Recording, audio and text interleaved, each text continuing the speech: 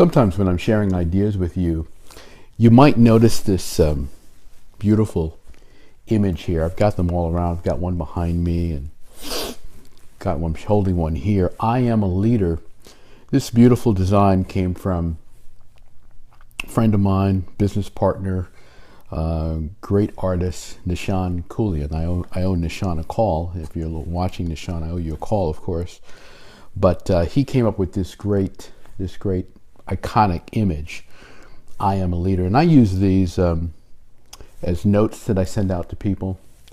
We offer them on my website as posters, and often when I'm giving a seminar, particularly when I'm training leaders in a company, I'll ask them to stand and say, I am a leader as part of that training. And this is something that I learned a long time ago is really crucial. The way you think of yourself, your self-image is crucial to you achieving, it's fundamental to you achieving success. You have to believe that you are what you want to be. You have to exude leadership. It has to come across in your persona. And I keep these images around to remind me of that when I'm working. And you should grab one of these. I think it'll do the same thing for you. I was reminded of this powerful self-image psychology and what it can do when I was recently passing through the Atlanta Hartsfield-Jackson Airport. And that airport was renamed, they added the name Jackson after the great Maynard Jackson, who I think was a 3-term mayor, if I'm not mistaken, of Atlanta, Georgia. He was an incredible figure, first African-American mayor of Atlanta. I think he was elected when he was in his mid-30s. And I had some experience with him on 2 levels. First of all, he was friendly with the pastor of the church that I grew up in here in New York. But one instance in 2001, I was in my office and one of the gentlemen that worked in our office came in and he said, I don't know who this fellow was, but there was a guy in the elevator and he was a very dynamic black man in the elevator. And I said, really? He says, yeah, I don't know who he was, but he just exuded this kind of power. And I heard a commotion outside in our building. We had these big lofts in Soho, and our building our office faced the street. And I looked outside and I saw a group of people coming outside, and there was Maynard Jackson coming outside. This was about 2001, a few years before he passed. I think he was certainly in his 60s or so then. And there he was exuding this leadership. He apparently was on the board of a company in the building, internet startup, and he was taking photos with them outside in New York City, and leading the group in energy, in high energy. He had everyone sort of moving and getting ready for this photo and so forth, and you could just see he was exuding leadership. He's a fellow who presided over tremendous improvements in Atlanta and was very much responsible for giving minorities the opportunity to participate in public works, and many say really redefined Atlanta as a center of great commerce and activity. I went down and said hello to him, and he exuded leadership in his presence. He appeared briefly in a film called Startup. If you can track it down, you'll see what I mean. He was demonstrating his power as a leader in that film briefly, as he was addressing members of the team in a company that he was a board member of. But anyway, this idea of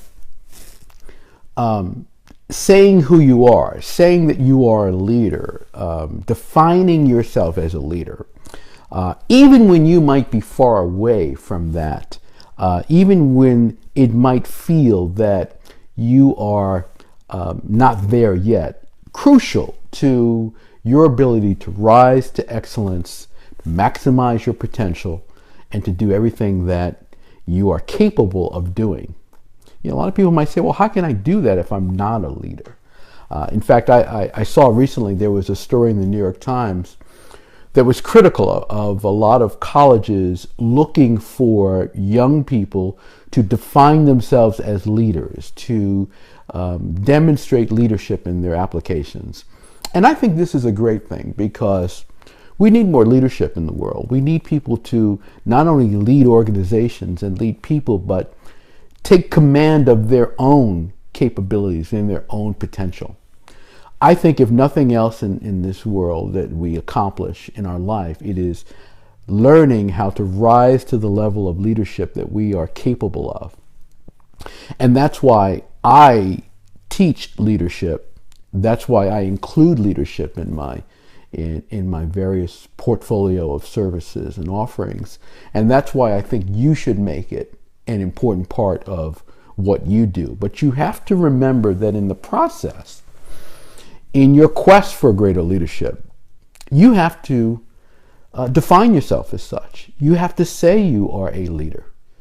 You have to voice those words regularly. And as you start to do that, you will start to exude that quality. People will pick that up from you. They'll begin to see that there's something different about you.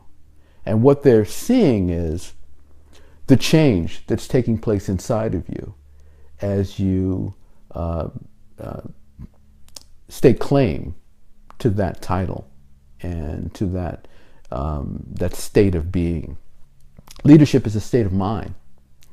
And as you develop the state of mind, you begin to get immersed in the psychology of leadership. You begin to feel what it's like to be a leadership. You feel the emotions of a leader.